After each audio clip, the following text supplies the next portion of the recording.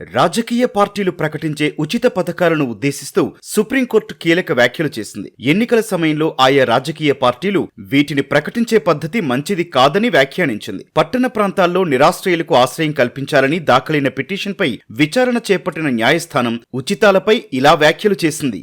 ఉచిత పథకాలు మంచివి కావు. దురదృష్టవశాత్తు వీటి కారణంగా ప్రజలు కష్టపడి పనిచేసేందుకు ఇష్టపడటం లేదు. ఉచితంగా రేషన్, డబ్బులు అందుతున్నాయి. ఎలాంటి పని చేయకుండానే డబ్బులు వస్తుండటంతోనే ఇలా జరుగుతోంది. ప్రజలకు సౌకర్యాలు అందించాలన్న ప్రభుత్వాల ఉద్దేశం మంచిదే, కానీ వారిని దేశ అభివృద్ధిలో భాగం చెయ్యాలి.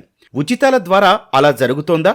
ఎన్నికల్లో ఉచిత పథకాలు ప్రకటించే పద్ధతి సరైనది కాదు అని justice B R Gavai, justice Augustine George మాసిహ్తో కూడిన ధర్మాసనం వ్యాఖ్యానించింది.